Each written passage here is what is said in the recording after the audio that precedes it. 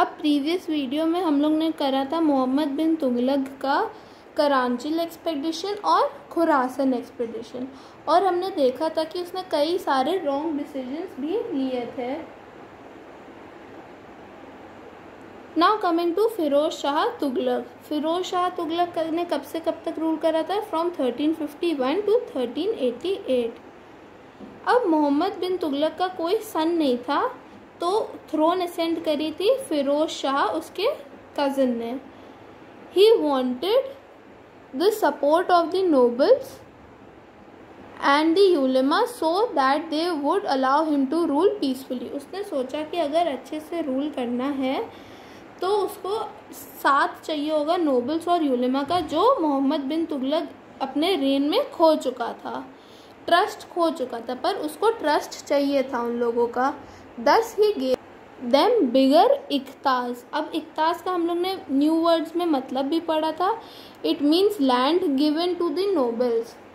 तो वो और लैंड उसने फिरोज शाह तुगलक ने दिया, विच वर मेड हेरिडिटरी, मतलब हेरिडिटरी बना दिया गया था उन लैंड्स को।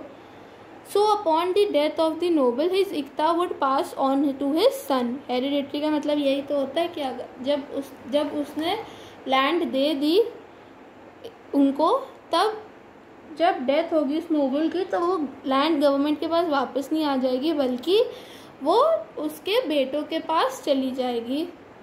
Okay. To please the ulema he ruled according to Islamic laws. तो ये तो हो गई नोबल्स को उसने अपना वो देने के लिए, उनका ट्रस्ट पाने के लिए, पर उलेमा को अपने उसमें करने के लिए उसने क्या करा? उसने रूल करना चालू कर दिया इस्लामिक लॉज के हिसाब से। As a result the nobles and the ulema grew very powerful and began to influence the sultan in day to day administration. अब इन्हीं कारणों की वजह से जो उलेमा और नोबल्स थे वो बहुत पावरफुल हो गए और इन्फ्लुएंस करने लग गए उसके एडमिनिस्ट्रेशन में, सुल्तान के एडमिनिस्ट्रेशन में। सो अगर मैं क्वेश्चन दूँ कि why did the ulema and the nobles influence the sultan in day to day administration, तो आप उसमें फर्स्ट पॉइंट क्या लिखोगे? फर्स्ट पॉइंट ये लिखोगे कि in the reign of Muhammad bin Tughlaq, the nobles and the ulama lost the trust of Muhammad bin Tughlaq. Wait a minute. Sorry, you will write the first point that Muhammad bin Tughlaq lost the trust of the ulama and the nobles.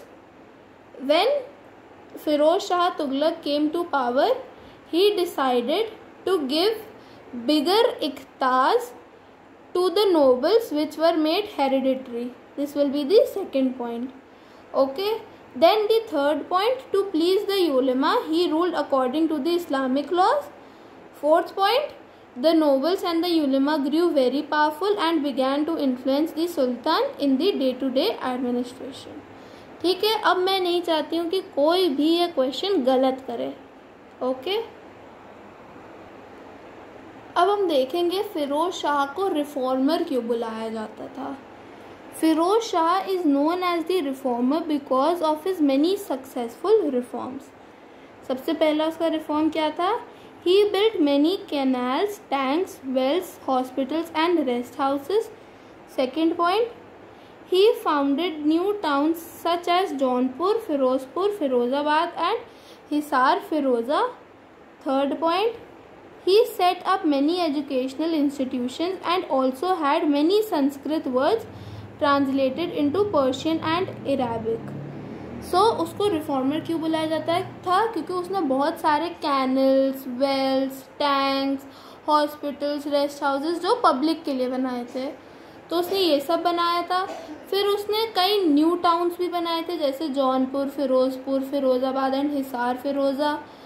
फिर उसने बहुत सारे educational institutions भी बनाए थे, और उसने wait a minute, he set up many educational institutions, ये थर्ड पॉइंट होगा। और फोर्थ पॉइंट होगा he had many sense, also को हटा देना जब आप पॉइंट्स में लिखते हो। तो फोर्थ पॉइंट में ही हैड मैनी संस्कृत वर्ड्स, उसने काफ़ी सारे संस्कृत वर्ड्स ट्रांसलेट करे थे पर्शियन और अरेबिक में।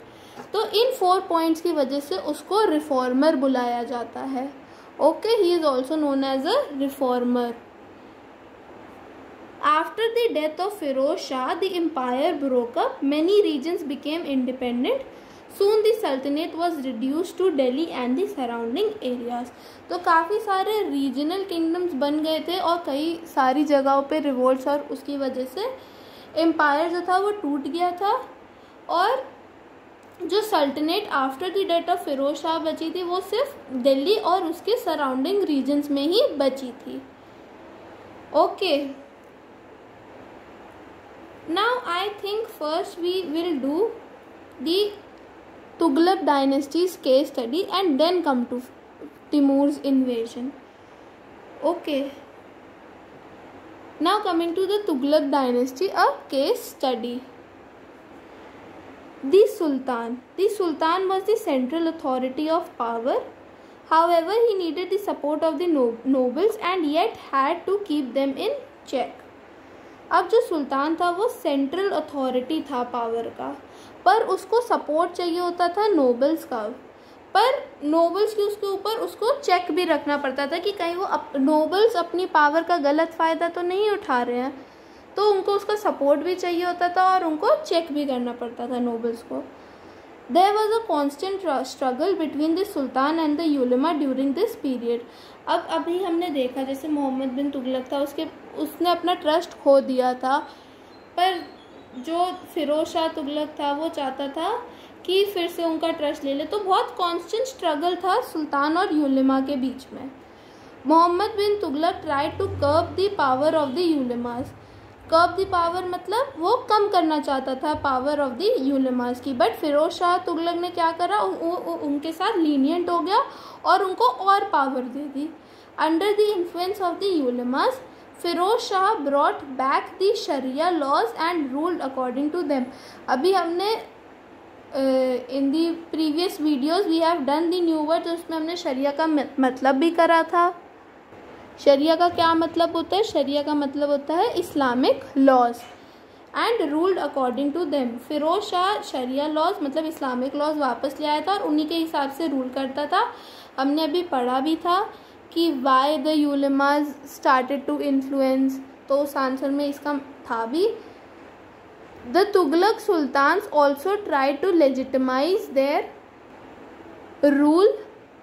वो अपना लेजिटिमाइज भी करना चाहते थे, मतलब लीगलाइज भी करना चाहते थे rule. So when the ulema termed Mohammad bin Tughlaq ruler as an un-Islamic, he issued coins in the name of the caliph.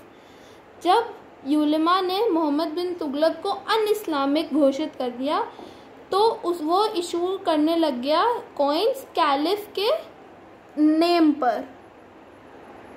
And as we have done the new words, तो हमें कैलिफ का भी मतलब पता है, that is the head of the Islamic. Now this gave a religious legal sanctity to the rule, मतलब इसने थोड़ा सा लीगल रिलीजियस कर दिया उसका rule. Now we will do the court in the next video. Okay, but now आपको क्या करना है, आपको फिरोज शाह तुगलक भी इंक्लूड करना है इन दी तुगलक डायनेस्टी, वो जो टाइमलाइन बन रही है. ओके, और मैं चाहती हूँ सब अपनी टाइमलाइन मेरे को आज ये वीडियो देखने के बाद भेजें. ओके.